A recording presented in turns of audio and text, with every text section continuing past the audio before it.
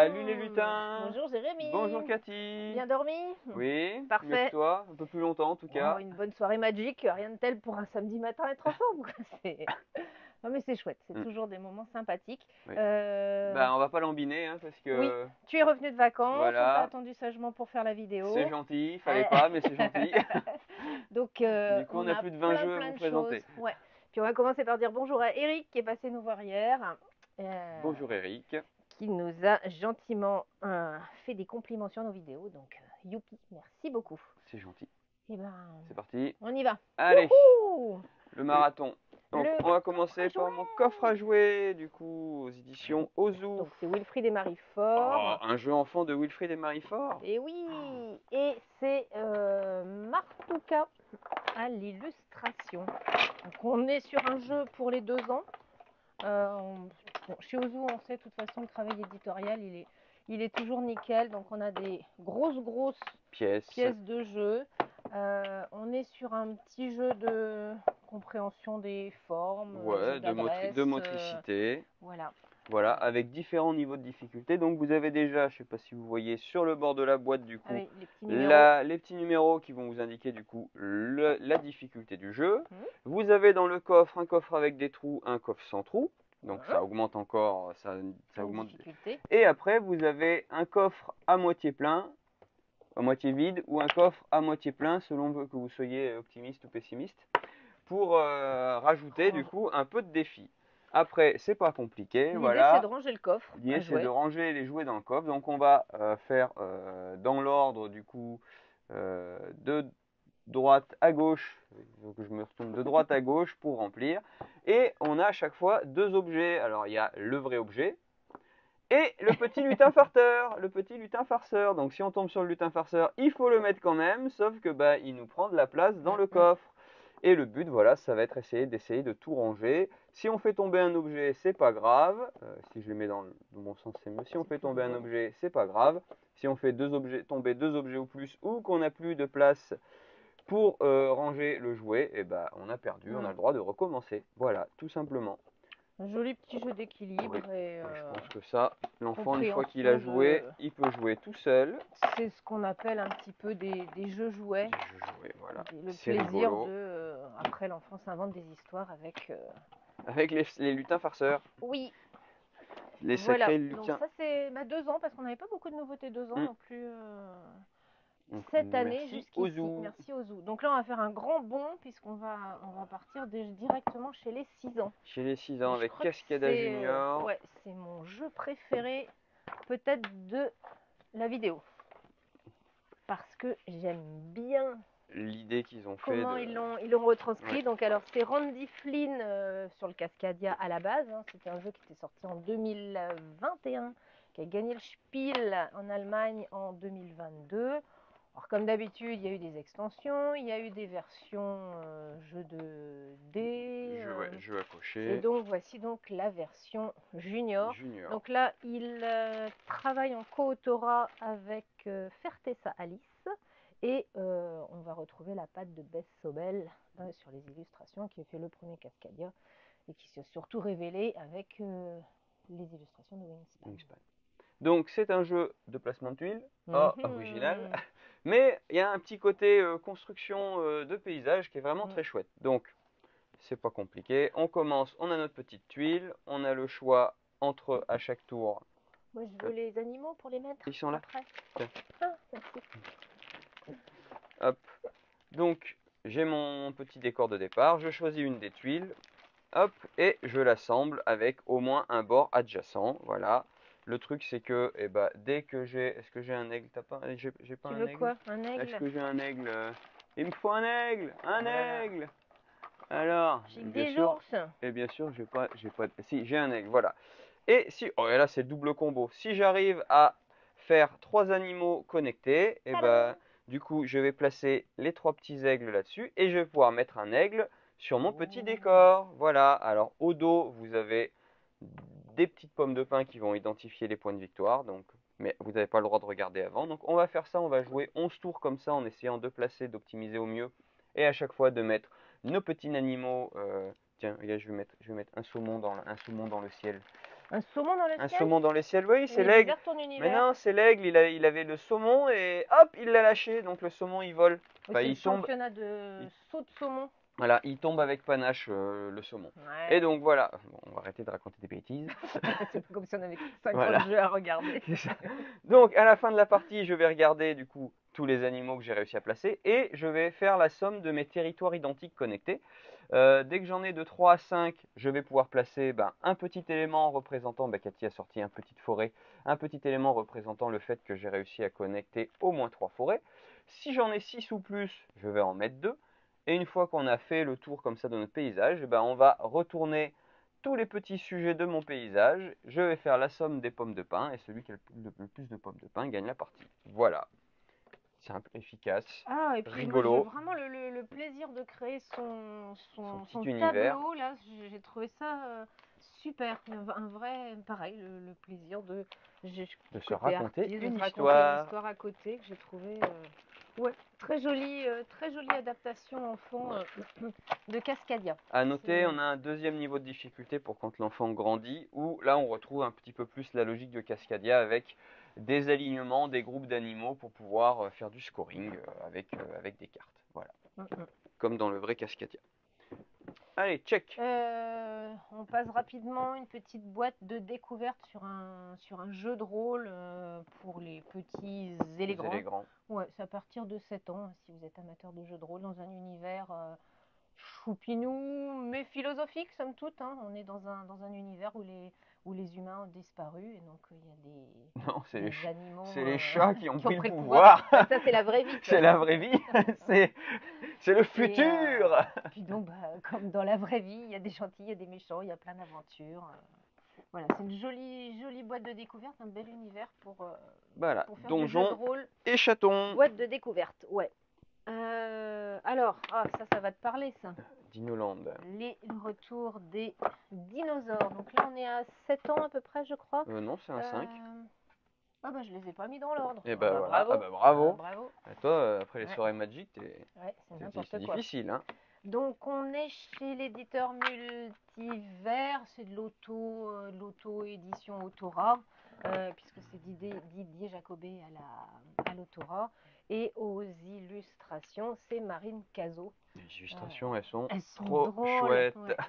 Et Marine, on l'avait vue dans Bubble Story Conte. Petit jeu de défausse. De défausse, tout à fait. Avec, comme tu dis, des illustrations qui sont vraiment, très chouettes, vraiment rigolotes. Voilà.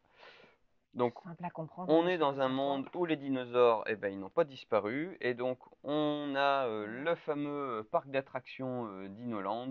Et il va falloir du coup qu'on se défausse de nos cartes au bon endroit selon les demandes du paquet de cartes. Donc, je vais à mon tour de jeu retourner une carte. Là, du coup, il faut que je place un dinosaure dans Dino Forêt. Dans Dino Forêt, j'ai droit de placer un adulte ou un enfant, mais il faut que ce soit que des espèces différentes. Voilà, ici, il faut que ce soit que des enfants, ici que des adultes, et ici, il ne faut que ce soit que des couleurs différentes. Et donc voilà, à chaque tour, on tire, on place. Si on ne peut pas placer, on pioche et on passe notre tour. Et dès que, pour les 3 premiers, dès qu'il y a 6 cartes, on les défausse pour permettre de renouveler la pause. Ici, c'est 5, et le premier qui n'a plus de carte en main est déclaré roi des dinosaures. Waouh! Voilà. Oui, c'est frais, c'est mignon, c'est vraiment joliment illustré.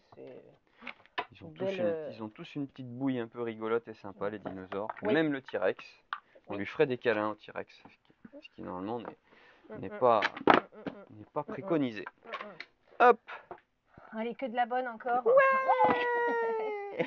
Ça, c'est aussi un joli coup de cœur de cette fin d'année, ces petits soldats.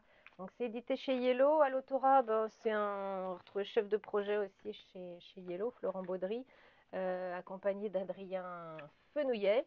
Et on va retrouver la patte de Paul Maffaillon à l'illustration, qui a déjà fait pas mal chez Yellow, puisqu'il a fait notamment King of Tokyo et Bunny Kingdom. Alors, on fait la bagarre? On fait la bagarre, donc là, c'est voilà. La maison devient vraiment une salle de jeu, parce que vous allez jouer avec ce qui vous passe sous la main. Là où vous êtes, dans les pieds de papa et maman, dans la cuisine. Voilà, débarrassez pas la cuisine, on fait une partie de petits soldats avant. Oui. Voilà, donc comment ça va se passer? Bah voilà, on va se créer une petite table de décor. C'est vraiment de l'introduction au jeu de figurines. Moi qui suis figuriniste, j'ai beaucoup apprécié parce que les règles sont simples, intuitives, et après il y a moyen de rajouter des choses, parce que c'est un vrai bac à sable. On a plein de modules après pour rajouter de la complexité. La mécanique de jeu, eh ben, on va avoir notre petit général, on a deux petits soldats donc avec des capacités spéciales. On a des objectifs sur la table, et à mon tour de jeu, eh ben, le général a une activation de soldat, donc je désigne le soldat, je peux le faire déplacer et ensuite activer une capacité spéciale ou le faire attaquer. Les mouvements, eh ben, c'est le petit lacet jaune. Comme les gabarits qu'on retrouve dans les et après, je peux tirer si je vois une figurine adverse, donc je lance les dés, le nombre de dés indiqué sur la carte du soldat. Je peux relancer une fois, tout parti. Et si je suis à portée du gabarit du lacet rouge, je peux avoir une deuxième relance, voire même une troisième relance selon certains objectifs. Les petits soldats, ils ont des petites capacités spéciales. Moi, j'adore celle du lancer. Hop, voilà, on a la catapulte qui... Attention Aurélie. Hop, boum, voilà. Et là, du coup, bah, tous les petits soldats qui sont à la portée du tout petit gabarit, hop, comme ça, ou du gabarit jaune, je sais plus, vont prendre -1 point de vie, que ce soit les miens ou que ce soit les... Ou il y a la grenade c'est pareil, on la lance et ça fait autant de dégâts à porter, sauf que si on tombe sur ça, c'est le grenadier qui s'en mêle les pinceaux et qui prend les dégâts. Voilà, un petit peu de hasard, mais... L'idée, c'est en fait de jouer. Vous jouez avec les éléments dans la maison, vous cachez derrière les boîtes de jeux à côté pour créer des angles de vue, au contraire des cachettes. C'est vraiment utiliser l'espace de vie autour de vous qui fait tout le plaisir du jeu. Et après, quand vous êtes rodé, vous pouvez inclure des portails de téléportation, voire même il y a des scénarios où on a des méga monstres. Il y a Méga Poulpi, la peluche, qui veut nous faire des câlins et qu'on doit combattre. Voilà. Du jeu en équipe, voilà, vraiment une très belle entrée en matière pour les gens qui s'interrogent sur les jeux de figurines mais qui veulent pas passer le pas sur des règles trop complexes ou des choses comme ça. Il ne faut pas le voir comme un jeu enfant, c'est vraiment un plaisir pour tout le monde. Ça, je valide à 1000%. Encore une version entre guillemets enfant d'un jeu existant, d'un jeu classique. Donc là, on passe sur Mamie Moule Maki version ado versus parents. Et parents. Donc c'est sur du jeu d'association d'idées. Toujours un petit bac. On a fait une carte, je crois. On a une petite fiche thème. Elle était effacée. Voilà. On va retourner la boîte. Hop, voilà, tout simplement, on tire une carte avec des thèmes. On lance le dé et après il faut essayer en un temps imparti de faire le plus de mots commençant par la lettre du dé et sur le thème, sachant que les autres peuvent dire ouais c'est pas trop... Tout le plaisir de la subjectivité. C'est pas trop, je vois pas trop le rapport, donc non, on ne valide pas. Voilà, tout simplement. Un peu plus sérieux ou pas. Un jeu de spatialisation. Big Bang, donc là on revient chez Ozu. On est avec Johan Calais et Eric Ploton. Ça te plaisait pas de laisser dans la boîte? Je me disais qu'à la caméra là. Ok, non mais t'as le droit d'y sortir. Et à l'autorat, nous avons Tom Ogamat. Voilà. Non, à l'illustration, tu me fais perdre mes moyens. Désolé. Donc un jeu qui se joue que à 2. Voilà, un jeu de placement. Donc au début d'une partie, une personne va placer sa planète dans un coin, l'autre personne une planète dans un autre. Et ensuite, à chacun notre tour, on a le droit de placer une planète ou un satellite. La planète que l'on doit placer doit être en contact avec 2 objets, donc une planète, un bord, 2 planètes, satellite, etc. Le satellite doit être en contact avec au moins une planète de sa couleur.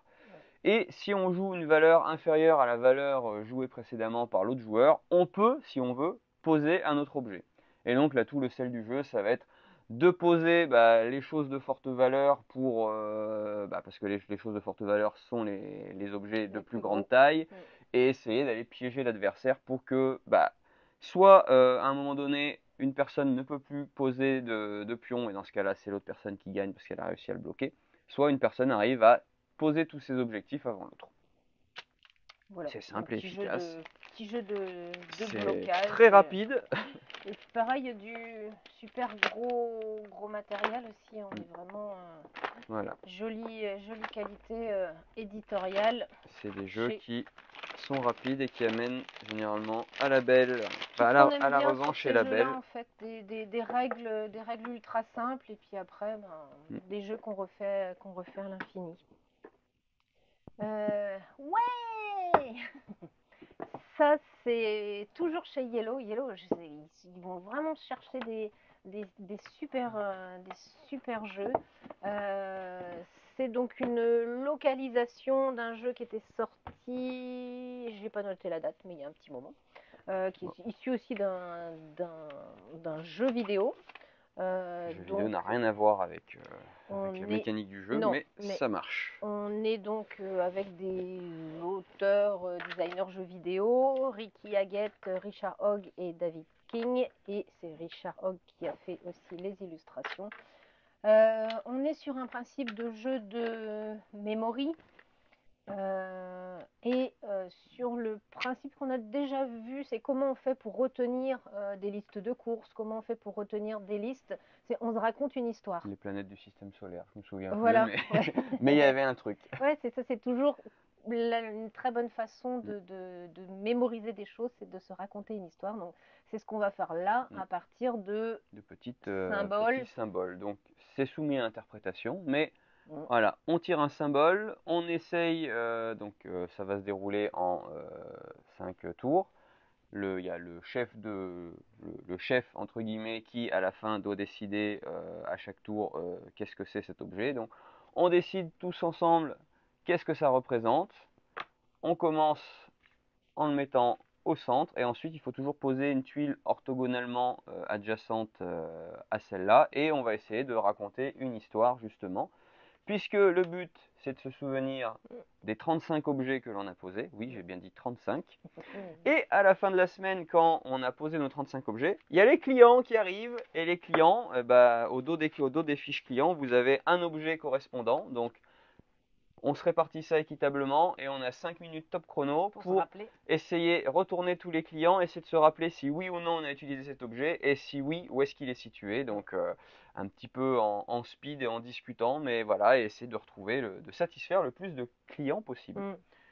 En se souvenant de l'histoire, des objets, etc. Et c'est drôle évidemment, c'est burlesque. Et puis chaque partie sera vraiment différente parce que l'imagination, déjà le thème sur lequel on va partir, est-ce que, je sais pas, est-ce qu'on a vu une espèce de fleur, est-ce qu'on a vu une bobine avec un bout de scotch, un papier de toilette qui, je sais pas. Moi je vois un pissenlit. C'est du test de Rorschach. Un peu peut-être, ouais. Donc forcément les histoires sont différentes et puis les liaisons qu'on va faire, la façon dont on va sortir les cartes sera ultra différente aussi. J'ai dit une histoire, mais on peut aussi essayer de rassembler les objets par, là on dit ça c'est un espèce de câble, donc tiens ça c'est de l'électricité, on va dire que c'est plutôt raccord, donc pas forcément une histoire plausible, mais une classification que l'on juge plutôt logique.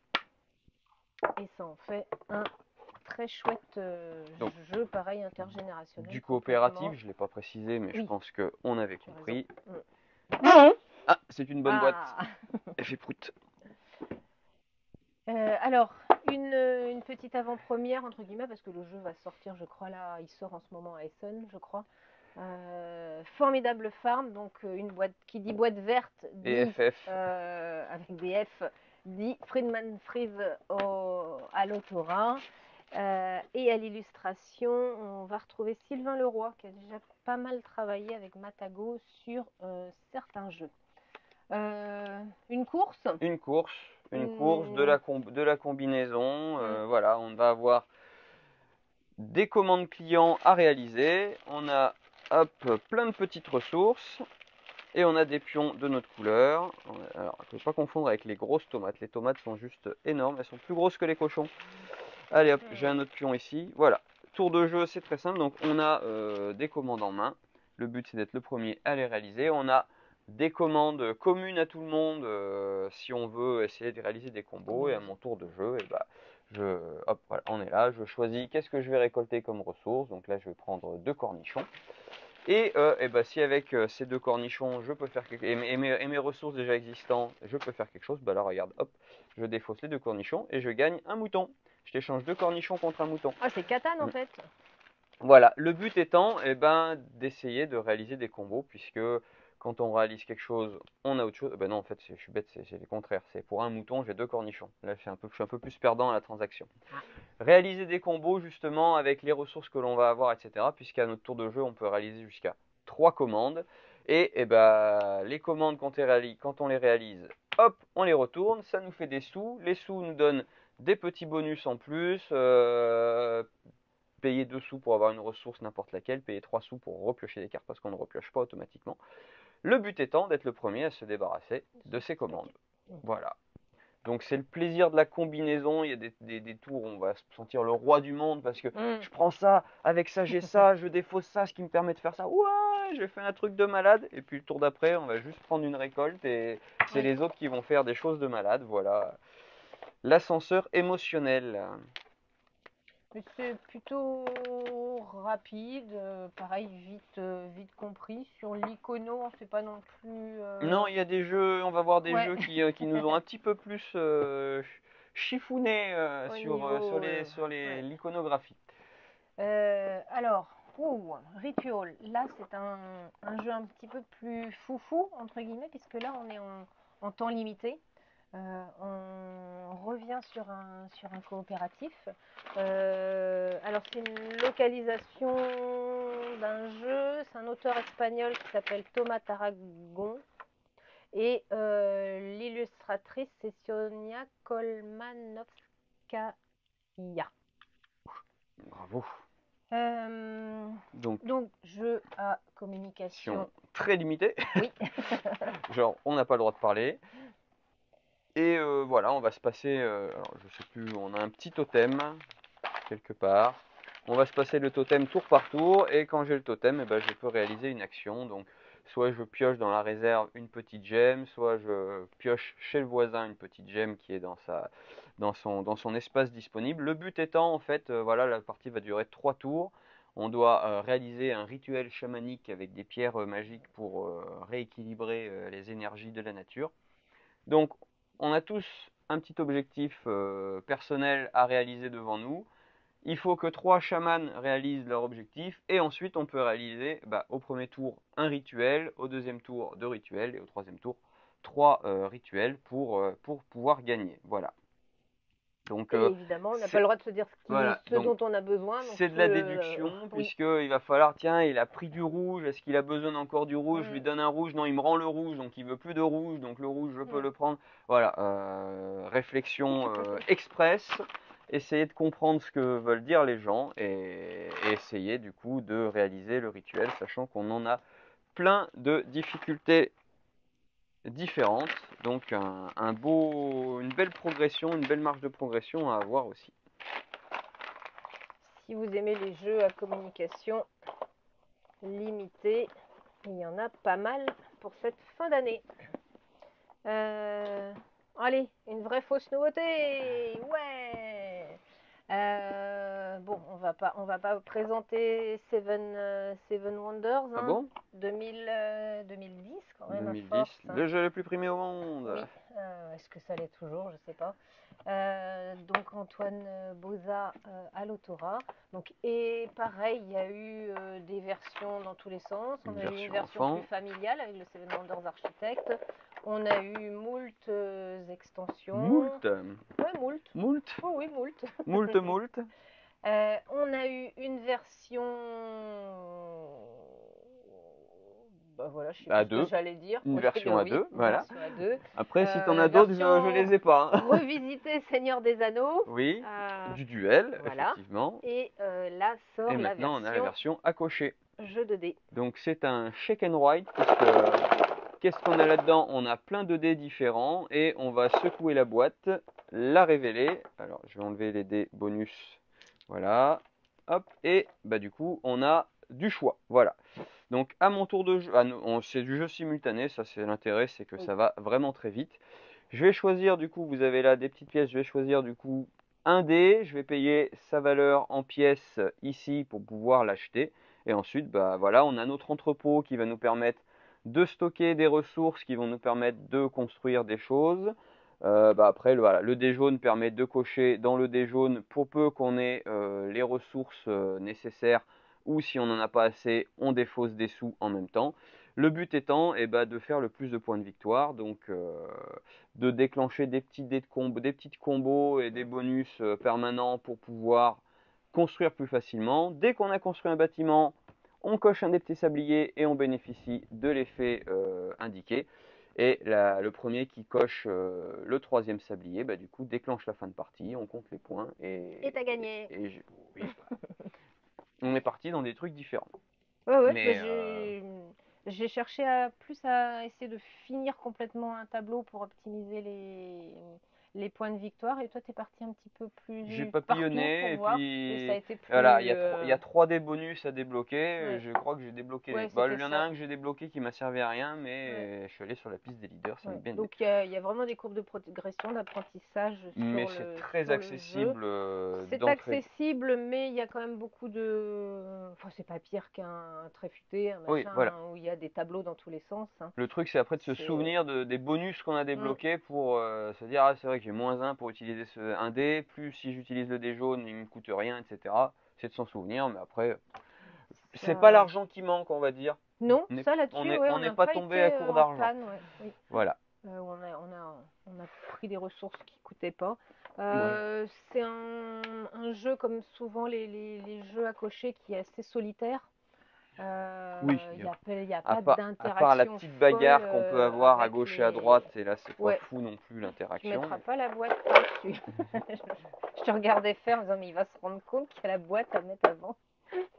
J'ai par contre oublié de signaler, c'est pas Miguel Combra sur l'illustration comme le Seven Wonders, hein, mais c'est Agnès Ripoche qui avait illustré les architectes d'Amitis. Ok. Notamment. Voilà. Architectes d'Amitis qui ont fait les jardins suspendus de Babylone que l'on retrouve dans la boîte de Seven Wonders. Un complot, je dis oui. Oui. Allez. Bon bah ça y est, t'as fini, on a fini. J'en ai sur le tabouret là encore parce qu'il fallait de la place. Ok. Je pense Allez, que j'ai encore des jeux du tabouret. on va partir au Japon. Ah, donc on dit arigato. Si on veut parler comme les Japonais, le R se prononce L, donc on va dire arigato, qui veut dire merci en japonais. Là, on part avec Florian Siriex et Mélodie Ladra. Alors, Mélodie, c'est son premier jeu. Florian, il en a fait plein déjà en co-autorat avec beaucoup d'auteurs. Et à l'illustration, on a Thomas Breton. Là, il y a de l'iconographie, Et comme là, on c'est disait tout à l'heure. et là, c'est un peu moins digeste. Et là, ouais, il nous a fallu un petit peu de temps pour appréhender. Parce qu'il faut une bonne Parce partie que chaque pour. cartouche va servir à différentes actions, donc Ouais. il va falloir bien les coordonner. Et là, ça demande un petit peu plus de maîtrise. Quand on passe un petit niveau de jeu. Il y a une bonne partie d'initiation à prendre en main. Oui. Donc c'est l'anniversaire du shogun, on est tous des dirigeants d'un village et on veut gagner le plus de faveurs auprès du shogun en lui faisant des petits cadeaux. Donc c'est du draft, on va avoir 5 cartes en main. Sur les 5 cartes, je vais en écarter 2 que je donnerai à mon voisin de gauche pour le tour d'après. Je vais en garder une pour garder le côté artisan que je vais devoir placer sur mon petit carré de village à un endroit précis pour pouvoir l'activer. Et je vais avoir besoin des ressources, des 2 dernières cartes que j'ai, que j'utilise, que je défausse pour les ressources qui sont situées en haut, pour pouvoir construire l'objet. Donc ça, on fait ça. Ensuite, on pose, on récolte les ressources. Et c'est là que l'iconographie vient en main, puisque chaque personnage que l'on va poser bénéficie aussi d'un effet combo bonus. Et là, il faut savoir que voilà, ça peut être lié à ce qu'on passe au voisin, ça peut être lié à ce qu'on défausse, ça peut être lié à la ressource que l'on gagne. On finit le tour. À chaque tour, il va y avoir un petit objectif à réaliser si on veut gagner des jetons objectifs. Et on va faire ça du coup. Voilà, si on arrive à construire l'objet, on met une petit jeton offrande dessus. Quand j'ai un petit jeton offrande, je peux le mettre dans mon temple. Il commence à scorer. Et au fur et à mesure de la partie, du coup, on va avoir de plus en plus d'artisans dans notre temple. On va avoir de plus en plus de jetons objectifs. Et à la fin de la partie, on fait la somme des petites fleurs de cerisier qu'on a acquis grâce à des effets de combo, les fleurs de cerisier dans notre temple, et les jetons objectifs, plus on en a, plus ils vont nous apporter des fleurs de cerisier et donc de la notoriété, et celui qui a le plus de notoriété gagne la partie. Voilà. Il y a un mode solo. Oui, que j'allais rajouter. Voilà, et voilà. Mais bon, une bonne partie de prise en main pour déchiffrer l'iconographie, parce que tout se ressemble un peu. Et voilà. Parce qu'on n'a pas d'aide de jeu. Hein. C'est le dos des règles, donc il faut se les passer. Il faut se les passer. C'est le petit truc sur lequel on n'était pas appris. Mais... Et puis c'est surtout que comme il y a plein de choix à faire quand tu as tes cartes en main, alors ça fait ça, ça fait ça, ça fait ça. Pour chaque, je pense que joueur joueuse ont été. Et puis il y a, comme je disais, il y a vraiment une bonne partie pour prendre en main le jeu. Ça va pas forcément être hyper inné comme sur un Seven Wonder Dice où tu vois tout de suite où tu vas aller. Pas le même public. Ah ouais, non, pas du tout. Plus, hein. Là on est sur un petit peu au-dessus, c'est sûr. Ouais, le Seven Wonders Dice, ils le mettent 10 ans, mais il est très accessible. Forêt mixte. Forêt mixte. Vraie fausse nouveauté. Le Dartmoor. Donc forêt mixte, premier opus qui était sorti il y a 2 ans, 2023, ouais. Donc pareil, il y a eu des extensions. Et là, un nouvel opus. Il n'y a pas eu de jeu à cocher et il n'y a pas eu de jeu enfant pour l'instant. Donc là, on part on part où? En Angleterre? Je sais même pas où c'est Dartmoor. Alors c'est l'Écosse ou c'est... Oh purée, on va se fâcher avec le Pays de Galles, etc. Aïe, aïe, aïe, aïe, aïe. Où ça se trouve, le Dartmoor? Eh ben, ils disent le paysage vallonné de Dartmoor, c'est la lande. Ouais. Bon, c'est le Royaume-Uni. Voilà, c'est ça, on va dire. On va se fâcher avec personne, désolé. Donc c'est du forêt mixte, on garde la même mécanique de jeu, sauf que voilà, on a toujours nos traditionnels arbres, mais on a aussi des paysages. Les paysages en fait vont nous permettre de... donc, on ne peut pas mettre de cartes verticales à côté d'un paysage, on ne peut mettre que des horizontales. Et les paysages, c'est vraiment pour inclure, pour amener l'habitat, voilà, l'habitat pour les animaux, pour la faune et la flore là-dessus. Donc voilà, donc on va avoir et à la fois les arbres et à la fois les habitats à gérer, toujours avec cette mécanique de je vais glisser mes cartes en haut, en bas ou à gauche, à droite, pour pouvoir créer des écosystèmes et une machine à faire des points de victoire. Tony Lobé et Judith Piella aux illustrations, parce qu'elles sont hyper importantes aussi, ces illustrations. Elles font beaucoup dans le plaisir aussi qu'on a sur le jeu. Voilà. Le sud-ouest de l'Angleterre. Merci Aurélie. Et on a récupéré un emblème de démo. Alors, emblème, un petit jeu de chez Savannah. J'aime beaucoup Savannah comme maison d'édition. On est avec 2 auteurs, Adrien Bonnard et Romaric Gallonnier, une personne un peu connue dans le monde du jeu, et c'est Janice Perreux à l'illustration. Et à tes souhaits, Aurélie. Alors, on va faire un jeu de... Comment je peux l'appeler ça? C'est pas des combinaisons de cartes, non, c'est un jeu opportuniste en fonction de ce qui va se passer. On a tous le même deck de cartes, avec les mêmes personnages. On en a 6 en main, et à notre tour de jeu, on les met face cachée. Le premier joueur révèle sa carte, il la place dans l'un des 3 lieux. Le deuxième fait de même, etc. Donc les cartes, on les classe dans l'ordre décroissant du coup par rapport au lieu.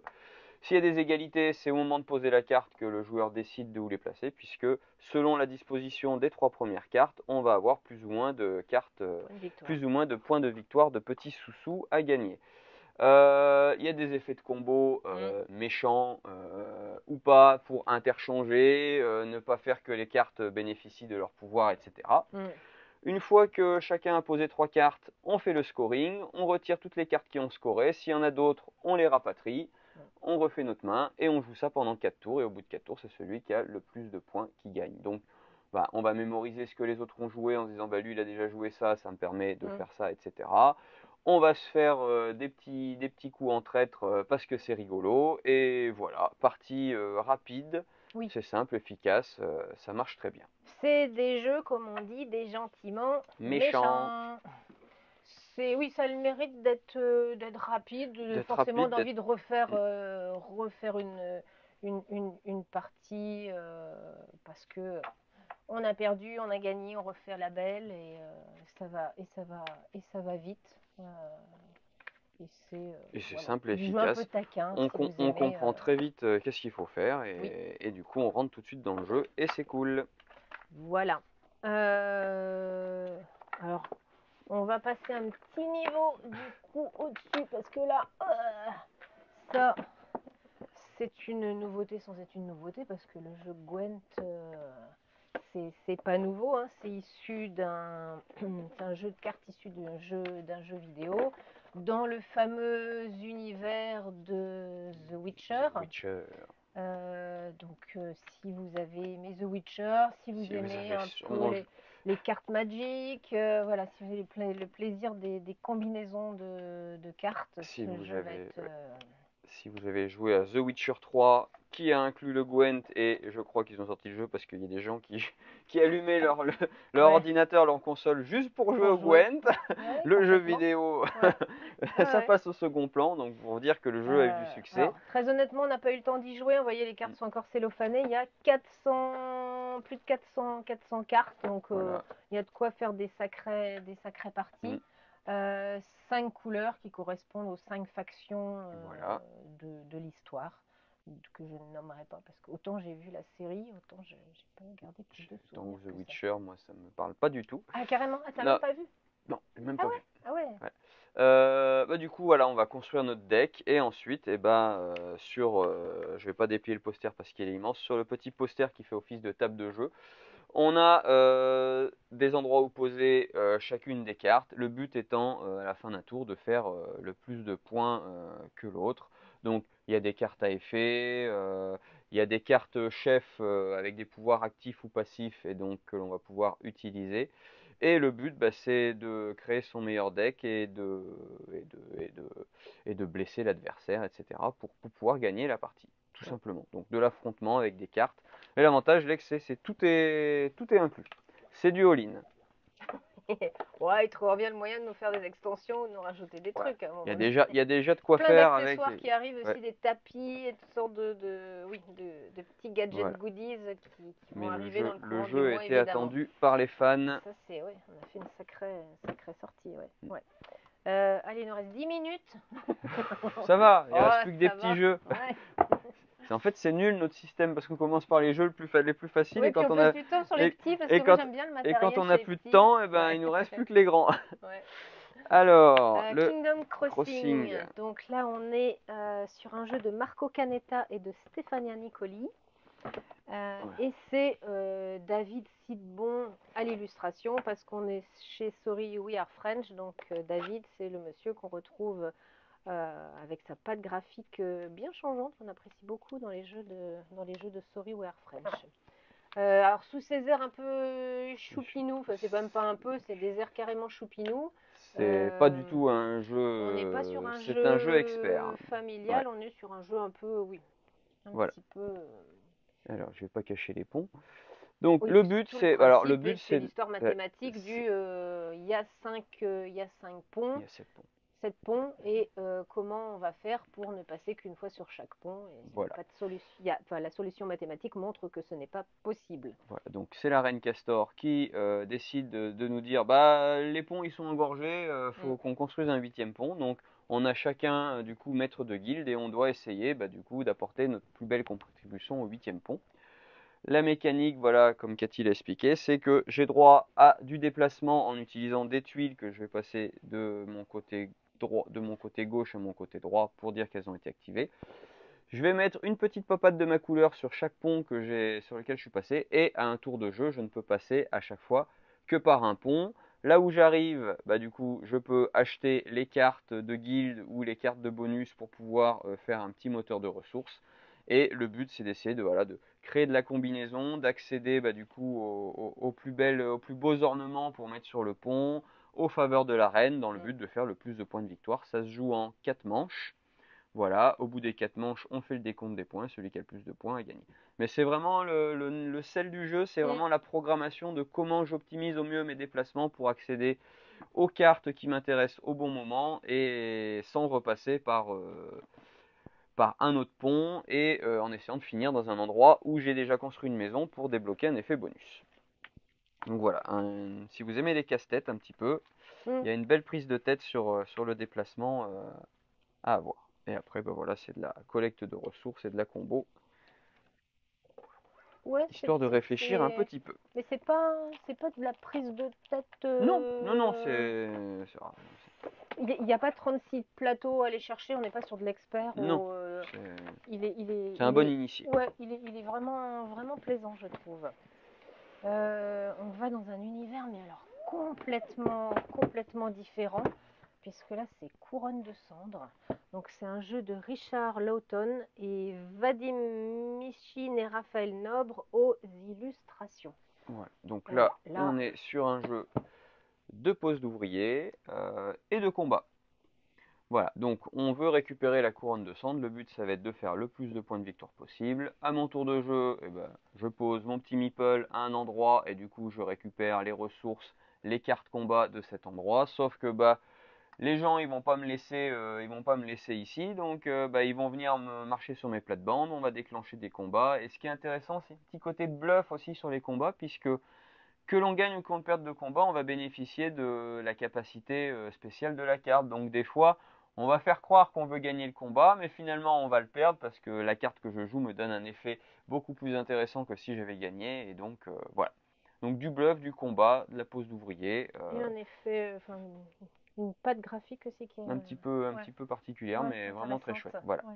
Bon, les monstres, il y en a qui sont un peu dérangeants, voilà, mais voilà. J'ai bien aimé là-dessus. Si vous voulez vous fighter entre amis, c'est de la bonne.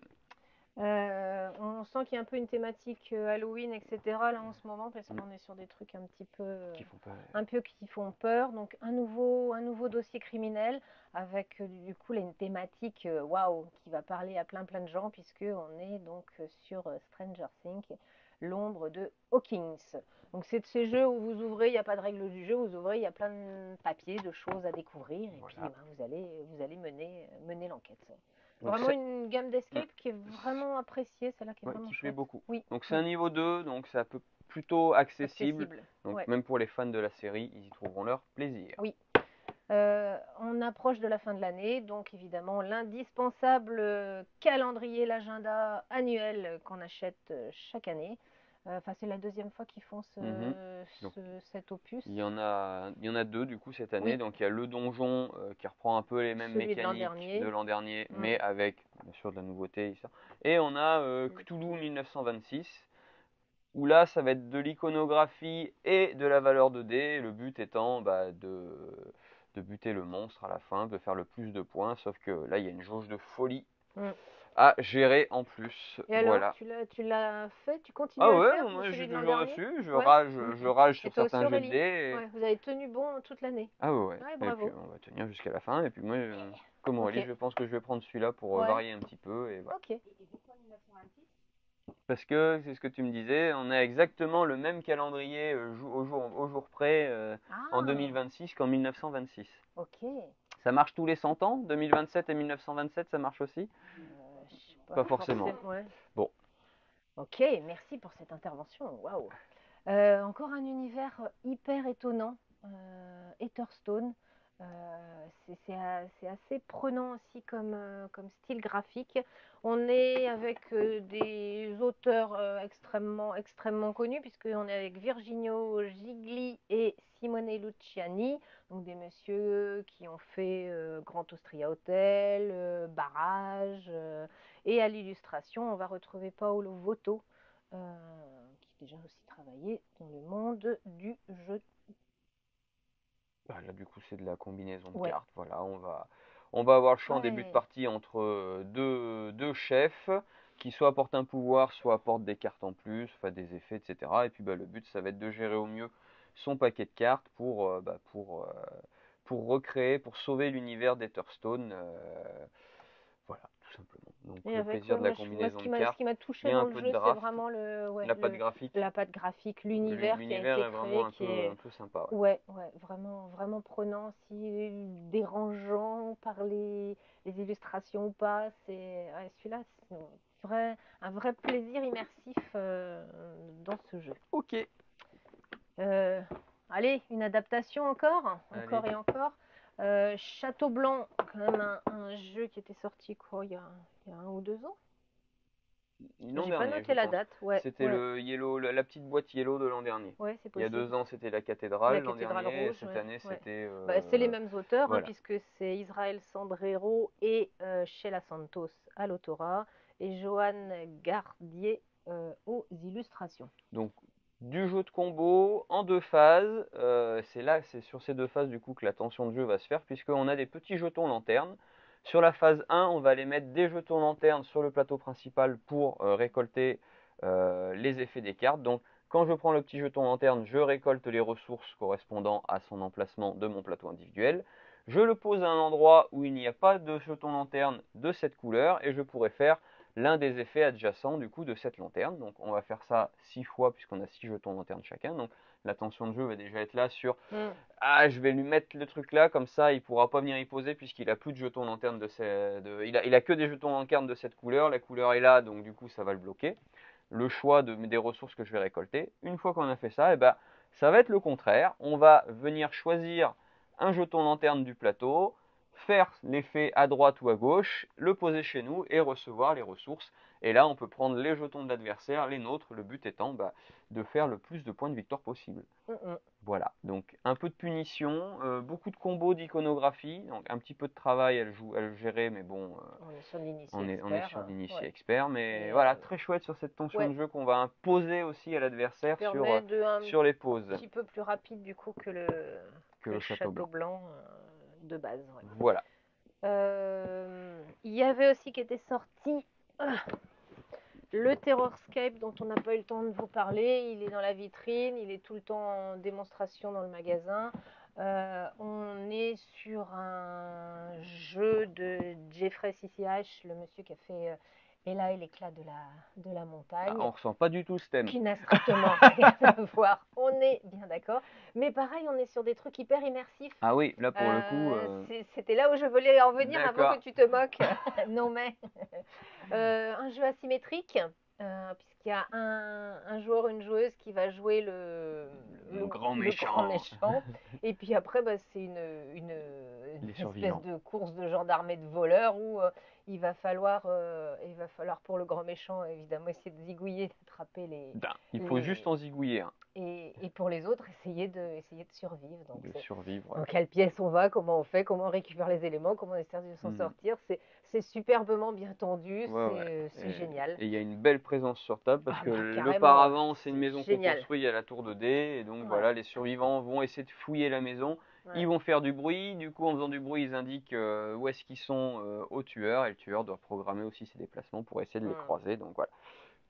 Du chat et de la souris, de l'attention. Vraiment chouette, vraiment super immersif. Une vraie nouveauté, on va dire une rethématisation. Astronite, puisque là on va retrouver l'univers,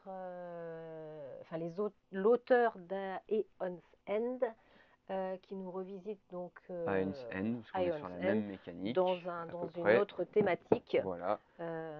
Nick Little et Will Sobel, et c'est Gong Studio aux illustrations. Voilà, donc un jeu de deck building coopératif dans lequel on ne va pas remélanger notre deck, donc anticiper, programmer les actions dans le but de comboter avec les autres et de buter le grand méchant boss de l'histoire à chaque fois. Voilà, on représente pas Aeon's End, il marche très très bien. Voilà, si vous êtes plus futuriste que post-apocalyptique, médiéval, fantastique. On en a gardé 2 beaux pour la fin. C'est beau. Légion, on vous avait déjà montré un petit peu le jeu parce qu'on avait eu le bonheur d'avoir une boîte déjà grâce à Bombix. Merci Bombix. Donc Légion, c'est quoi? C'est Abyss. Abyss, c'est il y a 10 ans. C'est quoi Bombix? 2014, ouais, c'est ça. 2014, donc Bruno Catala, Charles Chevalier, Johan Goupy ici et Xavier Colette et Pascal Kido aux illustrations. Donc là, uniquement en version de joueurs, jeu à deux et en cartes uniquement. C'est un jeu vraiment méchant. Oui, mais vraiment très bien aussi. Ouais, oui, on le sait, l'univers il est dur déjà. Et en plus, il est difficile. C'est pas ces jeux gentiment méchants non, où tu fais des coups foireux. Là, c'est méchamment méchant. Vraiment méchant de chez méchant. Et ouais, c'est puissant. On le sent bien, le jeu, il est... Et la mécanique est vraiment très très chouette. Je suis pas jeu méchant, mais... Celui-là, il est prenant. Ah ouais, il est prenant. Ouais. Voilà. Donc, on a chacun une main de 3 cartes. C'est un tir à la corde et majorité. On va chacun jouer une carte face cachée. On les révèle. Il y a des chiffres sur les cartes. Le chiffre le plus bas, du coup, aura l'initiative. Donc, il va pouvoir choisir une carte à recruter. On en a à chaque fois 2 faces visibles, une face cachée. Donc, je vais recruter ma carte. Je vais poser la carte du coup correspondant à la faction correspondante. Voilà, c'est le nombre de cartes qui va déterminer les majorités. Hop, on va dire que j'ai choisi ça. Le deuxième joueur, lui, du coup, va choisir une des cartes. Je vais dire que je vais choisir celle-là. Et va créer une destruction sur la carte restante. Donc si le joueur adverse a une carte dans le bleu, je lui retourne la carte. Elle va être détruite, elle ne comptera plus dans ses majorités. À la fin du tour, on regarde les majorités par rapport aux territoires qui se disputent. Chaque territoire amène un petit pouvoir. On va jouer comme ça du coup au fur et à mesure. Dès qu'on a 3 cartes dans une même faction ou 5 cartes sur tout chaque territoire, on va pouvoir recruter un héros. Voilà, on a des héros avec différents territoires qui apportent des bonus de points de victoire ou des bonus d'emblème, puisque la partie se gagne soit dès qu'on a un certain nombre de drapeaux, soit, j'ai plus la deuxième condition de victoire. Aurélie, la deuxième condition de victoire à Légion? Avoir le plus de points possible au bout d'un certain nombre de tours? Je sais plus. Bon, enfin voilà. Ça se joue au point. Ça s'est toujours joué au point. De toute façon, on n'a jamais eu les... Ouais. Voilà. Le problème, c'est que quand on recrute un héros, on doit mettre 3 cartes Légion dessous, et donc ça nous fait perdre potentiellement des majorités et donc des pouvoirs. Et tout le sel du jeu, est là, c'est est-ce que je prends le héros, est-ce que je le prends pas? Et voilà, et vous allez faire ça sur... résilience. C'est accepter de donner pour de perdre, donner, pour mieux recevoir. Pour mieux... Tu donnes pour mieux recevoir. Ouais. Il faut prendre son temps. Faut pas croire que la victoire elle est perdue ou elle est gagnée. Oui, je confirme. Parce que la partie Aurélie a passé une très mauvaise partie contre moi et elle recrute le héros qui va bien à la fin, qui fait qu'elle gagne parce elle gagne des points pour chaque territoire qu'elle ne contrôle pas, comme je contrôlais tout. Du coup, elle a gagné. Il y a 2 boîtes. Même qu'il y a 2 boîtes différentes. Vous avez le roi ou le nécrocamp. Un nécrocamp. Le nécrocamp. Il n'en restera qu'une à l'arrivée, mais pour le moment. Il n'en restera qu'un. Ouais. Choisissez votre vainqueur. Mais pour l'instant, il y a 2 boîtes. Alors même jeu à l'intérieur, mais visuels différents. 2 visuels de couverture différents. Youpi! Allez, on déborde un peu, mais ça va aller vite carrément. maintenant. On est samedi matin, les gens sont encore sous la couette, on va dire. Ça, c'est la grande mode de ces petites extensions de jeu en booster. Ça y est, on a carrément pratiquement une étagère complète avec tous ces... On n'a plus de place! Ouais, ça y est. Donc, une belle extension pour le jeu Naishi chez Merle Édition. Une extension cette semaine avec, on en parlait tout à l'heure, le Seven Wonders Duel Seigneur des Anneaux. Voilà, et une extension également pour le jeu Zénith qui était sorti en début d'année. Voilà les petits boosters qu'on peut vous proposer en extension. Yes! Voilà, c'est fait. Vous avez vu, il y a vraiment des jeux qui nous plaisent beaucoup. On est content de les... Ouais, cette fin d'année, je trouve qu'elle est intéressante au niveau proposition. Mais tout n'est pas encore arrivé. Et tout n'est pas encore arrivé. Non, mais bon, ça y est, on a fait quand même, je pense, un gros du chemin. Merci si vous êtes resté jusqu'au bout de la vidéo. Merci Jérémy pour l'incorporation de toutes ces règles du jeu et de leur restitution. Et puis on se retrouve potentiellement la semaine prochaine ou la semaine d'après, selon comment on coordonne les sorties et les arrivages Voilà. qui nous posent véritablement problème en ce moment, d'où des vidéos décalées au samedi. Mais dans tous les cas, on s'est mis à faire les, je sais pas si vous avez vu, les shorts pour au moins que vous sachiez ce qui arrive en boutique le jour de la sortie. Voilà. Ouais. Et ben merci, dormez bien un peu plus demain. Oui, c'est vrai, on change d'heure. Je vais rentrer de nuit, il va faire noir tôt. Ah ouais, ça c'est sûr. Ouais. Et à la semaine prochaine ou à très bientôt. Merci beaucoup. Salut!